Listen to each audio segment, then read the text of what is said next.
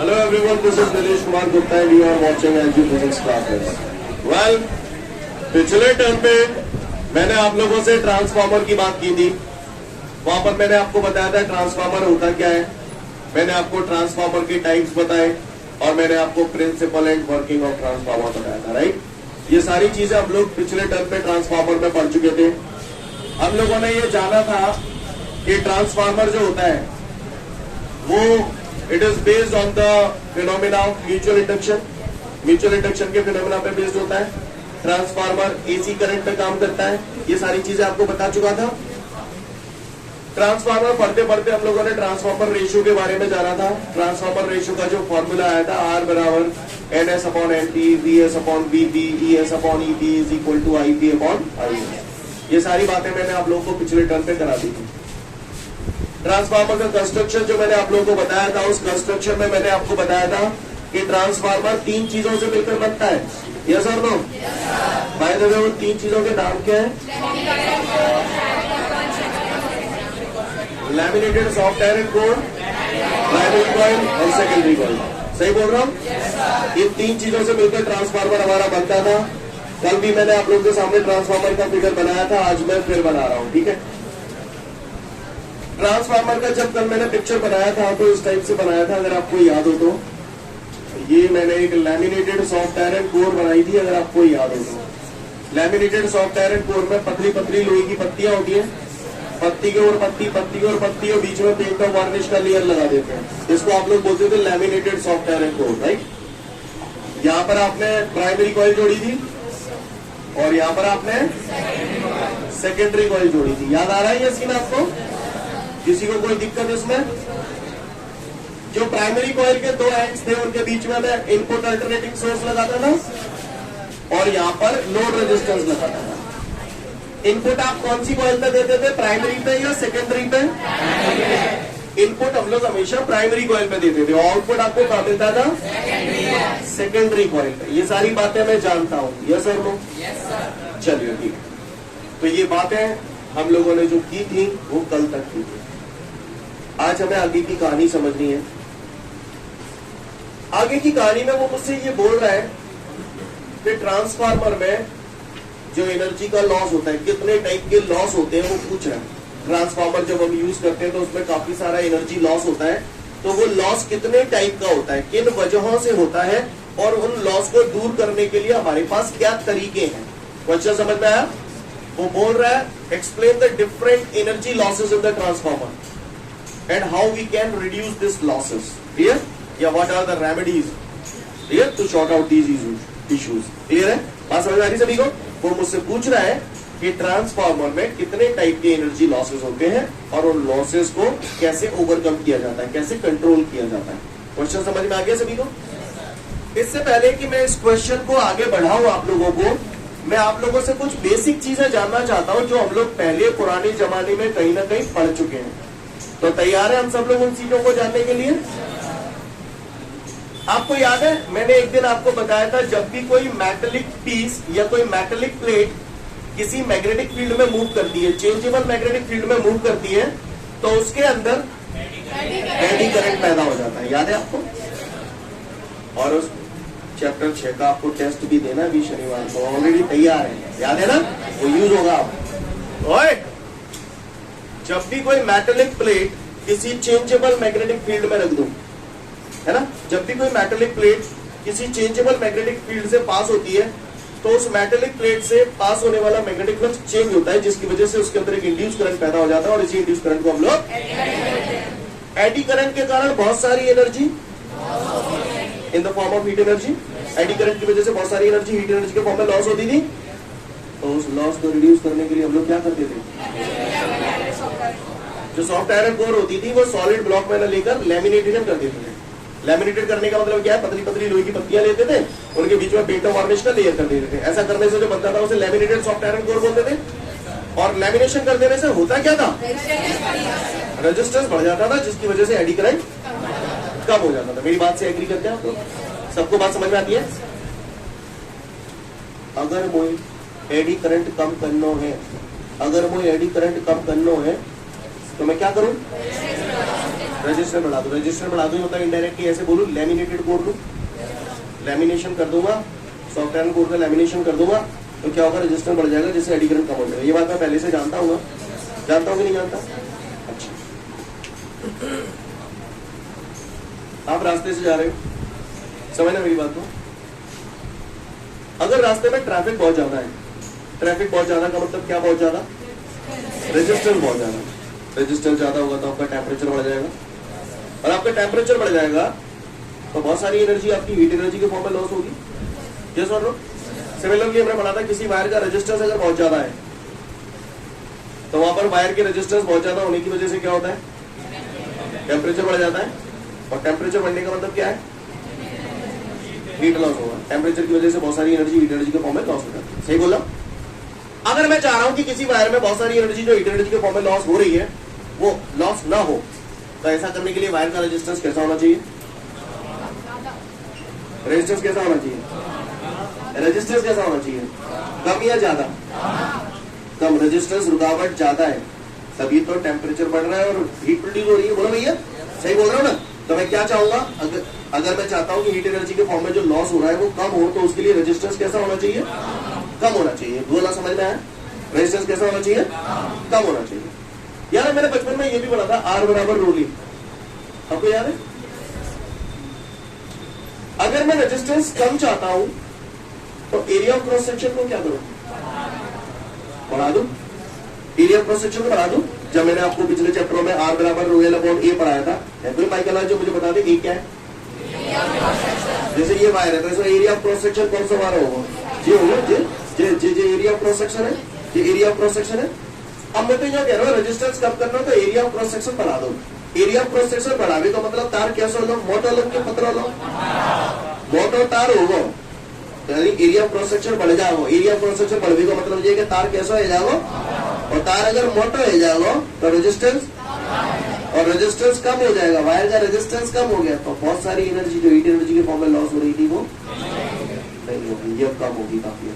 जो बोला पढ़ने पड़ा, अच्छी बात। अच्छा और भी कुछ बता दो मुझे, छोटी छोटी बात है, ये मैं आपको पुराना फ्लैशबैक में ले जा रहा हूँ, वही सारी चीजें याद करा रहा हूँ। एक बात बताओ, एक छोटा सा एग्जाम्पल लेते हैं,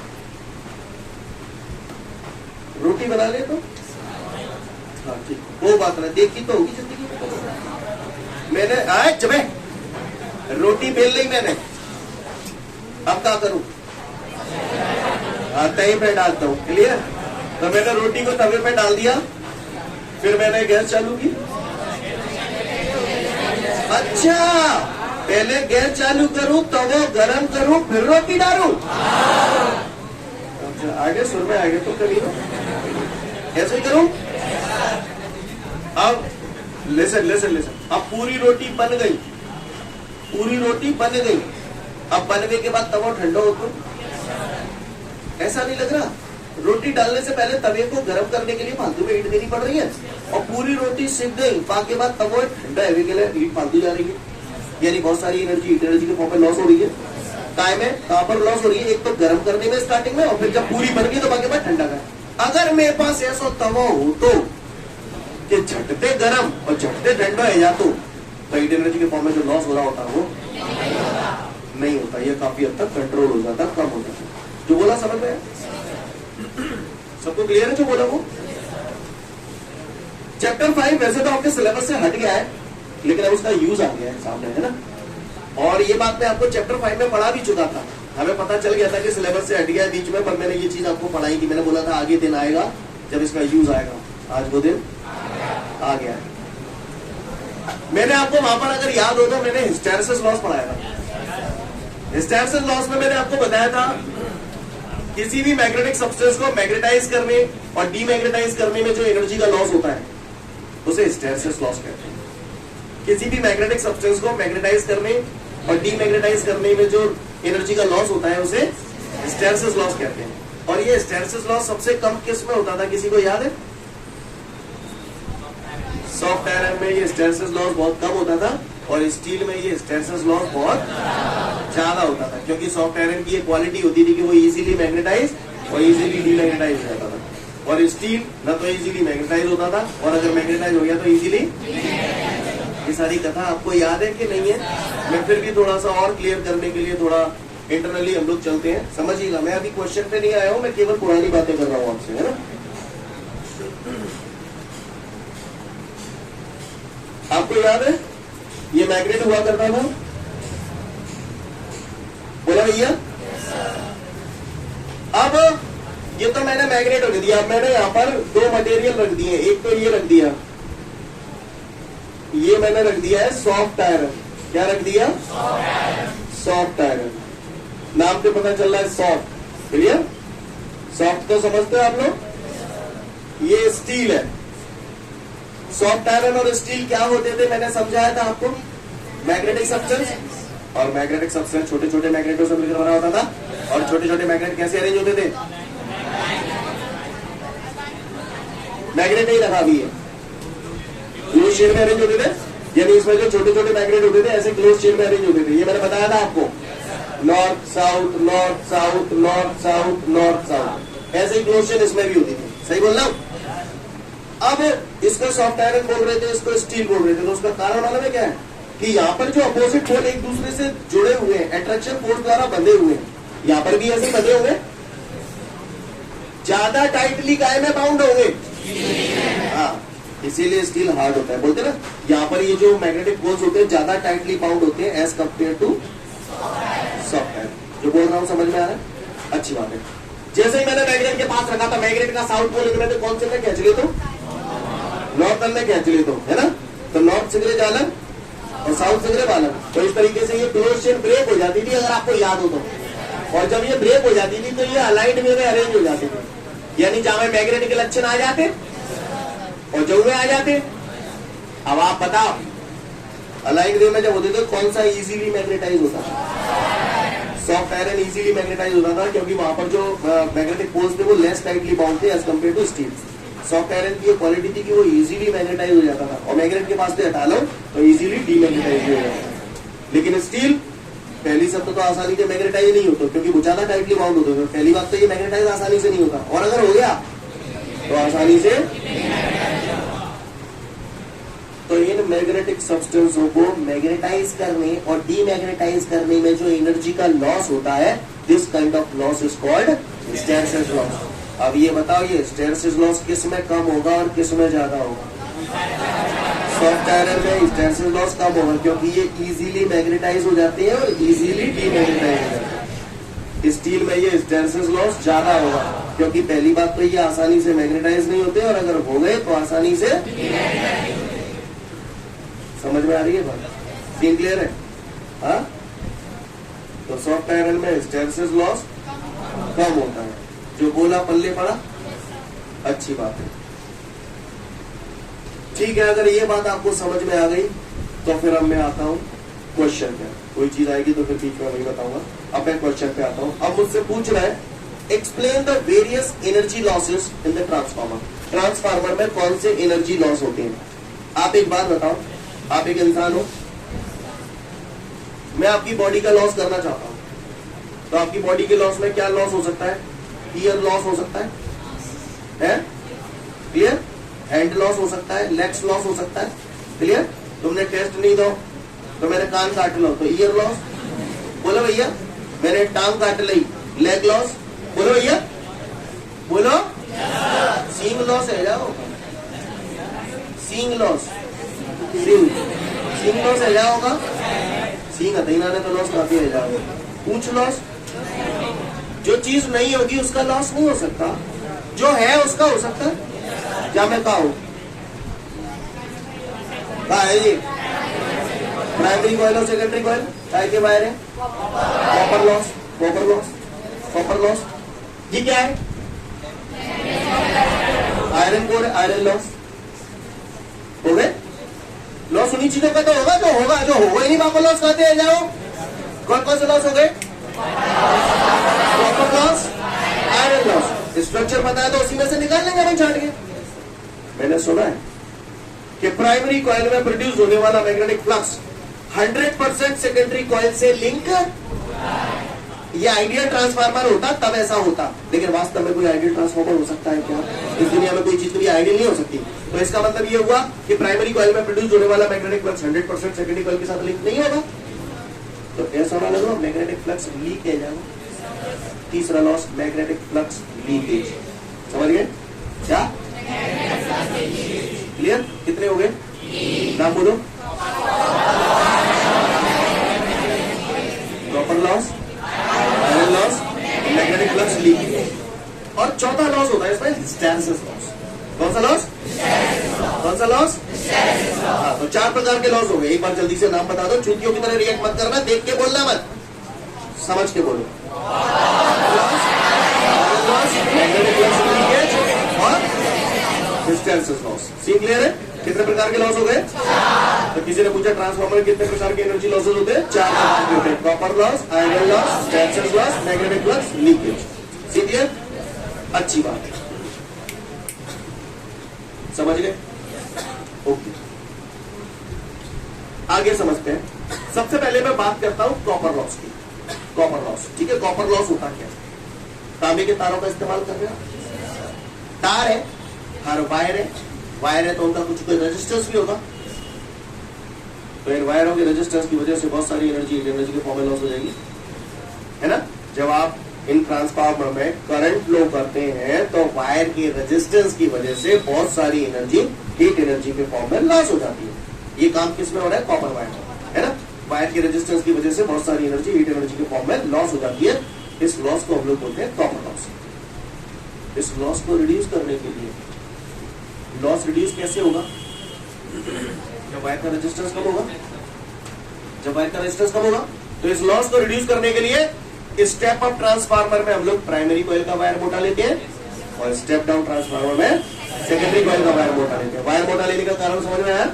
वायर मोटा होगा तो एरिया ऑफ क्रॉस सेक्शन ज्यादा होगा, एरिया ऑफ क्रॉस सेक्शन ज्यादा होगा तो रेजिस्टेंस कम होगा, रेजिस्टेंस कम होगा तो बहुत सारी एनर्जी जो हीट एनर्जी के फॉर्म में लॉस हो रही है वो नहीं होगी, ये कम होगी। ताली समझ आई?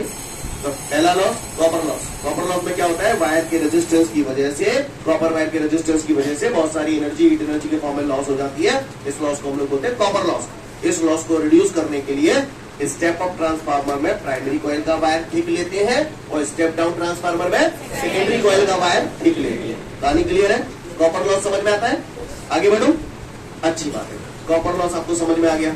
आगे की बात करता हूं, मैग्नेटिक फ्लक्स लीकेज।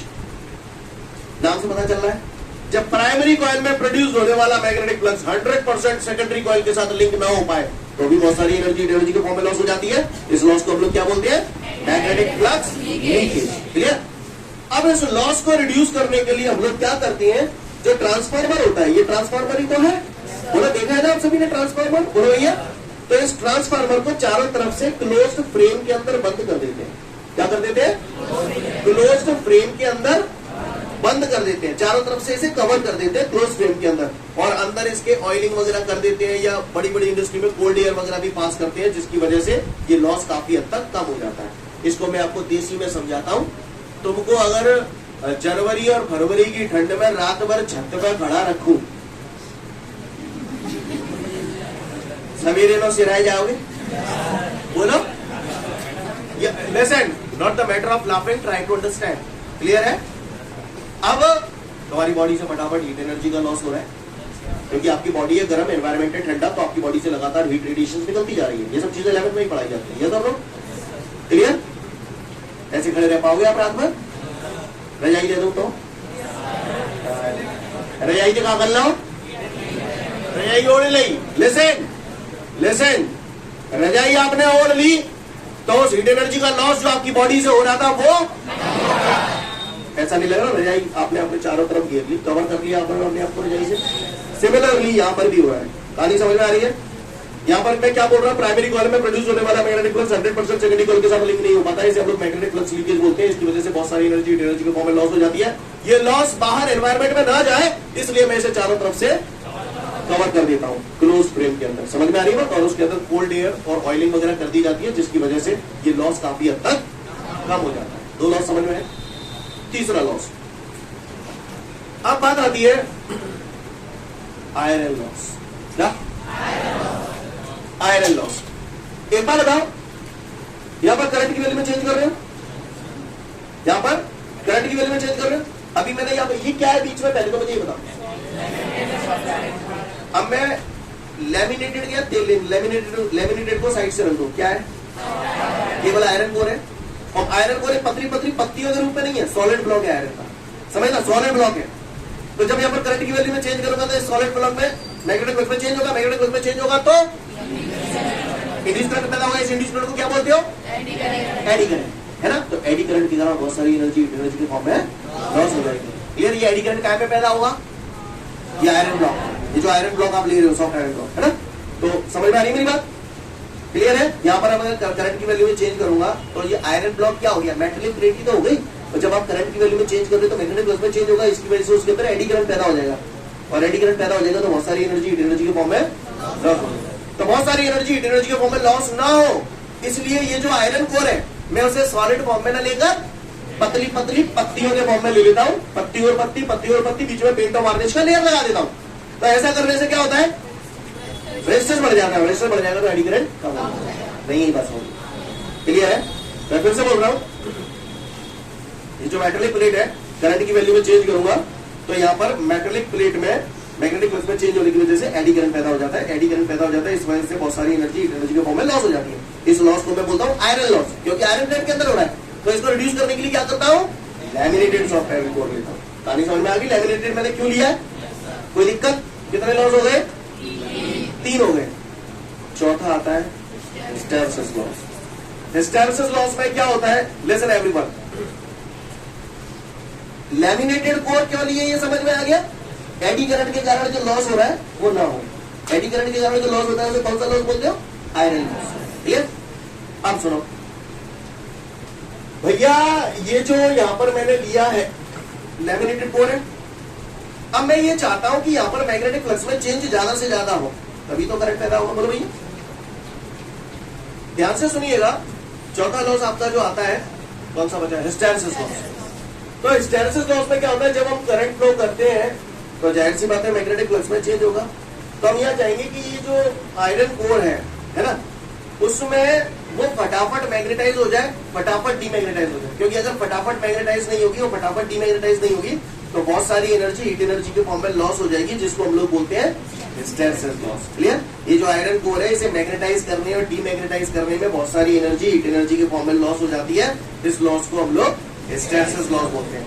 और इस लॉस को रिड्यूस करने के लिए यहाँ पर जो हम आयरन कोर लेते हैं वो सॉफ्ट आयरन की लेते हैं। सॉफ्ट आयरन की इसलिए लेते हैं क्योंकि अगर ये सॉफ्ट आयरन की कोर होगी तो ये इजीली मैग्नेटाइज हो जाएगा और इजीली डीमैग्नेटाइज हो जाएगा, जिसकी वजह से बहुत सारी एनर्जी जो हीट एनर्जी के फॉर्म में लॉस हो रही है वो ना हो।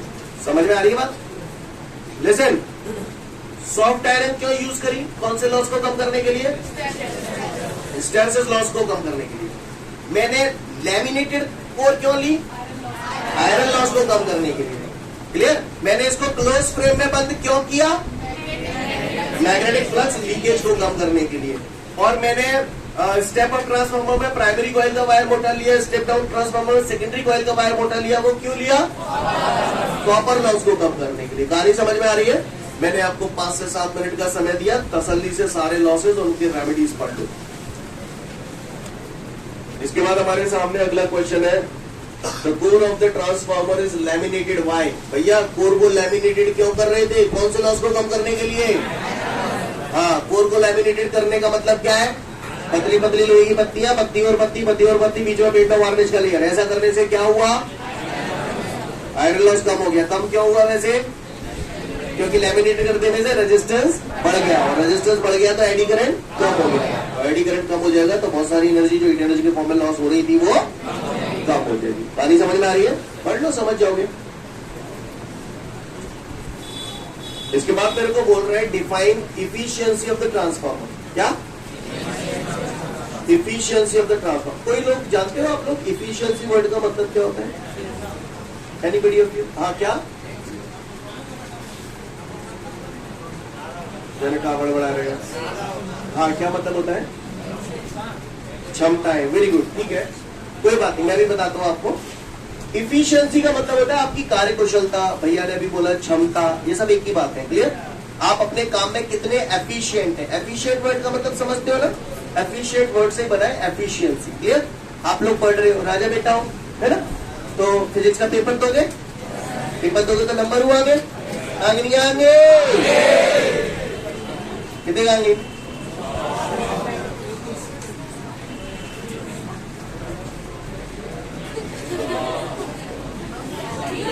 क्लियर? ये आपकी इफिशियंसी है। लिसन, ऐसे लिखूं कि चाहे ऊपर लिखूं चाहे नीचे लिखूं? मैंने आपको पढ़ाया था कितने नंबर के लिए? यानी मैंने आपको जो इनपुट दिया 100 के लिए, पेपर में जाके कितने हुए पाए तुम? क्लियर है? बात समझ में आ रही है? तो 20 क्या है ये? आउटपुट। 100 क्या है? दुनिया में अगर कभी भी किसी भी चीज की इफिशियंसी निकालनी है, कल को आप लोग हायर स्टडी करोगे, आपको एक ब्रह्मास्त्र देने आओ, इससे आप कभी डिफीट नहीं खाओगे। जनरल फॉर्मूला इफिशियंसी का होता है always say output upon input. आपका आंसर आ जाएगा। समझ गए? क्लियर? ये रामबाण है, ये काम आएगा आपको।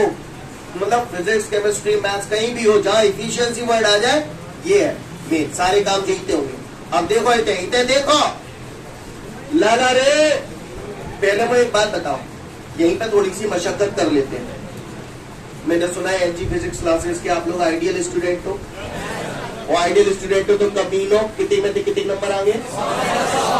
अगर आप आइडियल स्टूडेंट हुए तो 100 में से 100 यानी रेशो 1 आएगा। क्लियर? लेकिन अगर आप किसी और क्लासेस के स्टूडेंट होते तो आपके 100 में से कितने आते? हाँ शाबाश, 50, 60 जो भी मान लो, XYZ। चुप करो भाई, कमीनो 34 पे ही रहिए। तो नहीं है रेशो कितने का होगा? लेस देन 1 या ग्रेटर देन 1? Less than 1। ऐसा कोई विद्यार्थी हो सकता है क्या कि उसके लिए एफिशिएंसी ग्रेटर देन 1 आए? ऐसा कभी नहीं हो सकता। सही बोल रहा हूं ना? ऐसा कभी नहीं हो सकता। बात समझ में आ रही है सभी को? ऐसा कभी नहीं हो सकता। मुझे मालूम है न्यूमरेटर जो होगा वो हमेशा डिनोमिनेटर से छोटा होगा। छोटा होगा तो इसका मतलब इफिशियंसी इस दुनिया में किसी भी ट्रांसफार्मर की हमेशा लेस देन 1 होगी। क्लियर? हाँ, अगर आइडियल ट्रांसफार्मर है तो जो ऊपर है वही नीचे है, यानी इक्वल टू 1 भी हो सकती है। जो बोला समझ में आ गया? किसी भी ट्रांसफार्मर की जो इफिशियंसी होती है वो हमेशा लेस देन 1 होगी या इक्वल टू 1 होगी। क्लियर है?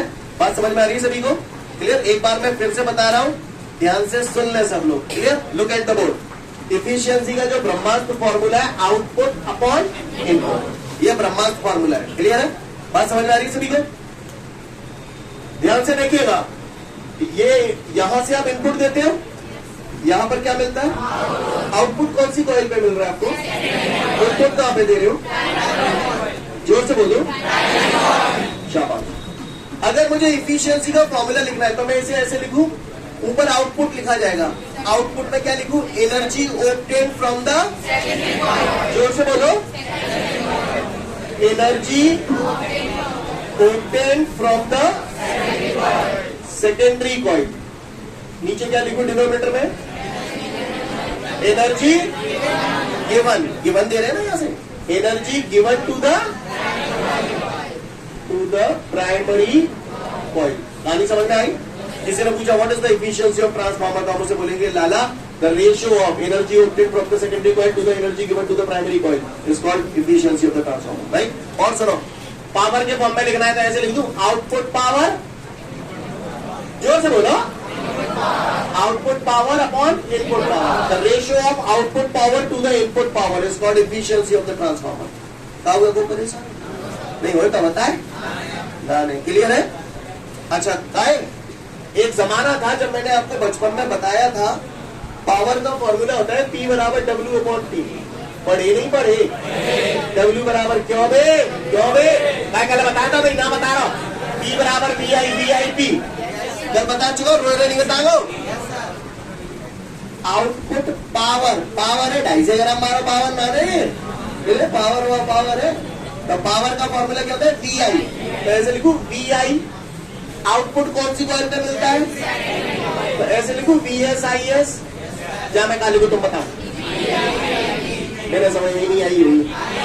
कोई भाई अगर V की जगह या E लिखना चाहे स्मॉल ई तो वो भी लिख सकते हैं इंड्यूस किया। सारी समझ में आ रही है? क्लियर है? अच्छा, काय अगर ये आइडियल ट्रांसफार्मर हुआ तो यहाँ से जितनी पावर दूंगा उतनी पावर यहाँ मिलेगी, तो रेशियो कितना होगा 1। आइडियल ट्रांसफार्मर के लिए एफिशिएंसी हमेशा 1 होगी, और अगर ट्रांसफार्मर आइडियल नहीं है तो यहाँ से अगर 100% एनर्जी दूंगा तो यहाँ 70% 80% ऐसे तो मिलेगी, तो एफिशिएंसी हमेशा कैसी आएगी, लेस देन 1। अगर किसी ने पूछा ट्रांसफार्मर की एफिशिएंसी होती है option number A less than 1, B greater than 1, C equal to 1 और D less than and equal to 1, तो कौन सा लगाओगे? तो आप ट्रांसफार्मर की एफिशिएंसी पूछे ना तो ये वाला लगाना। लेकिन अगर उसने पूछा आइडियल ट्रांसफार्मर की एफिशिएंसी तो इक्वल टू, समझ में आई बात?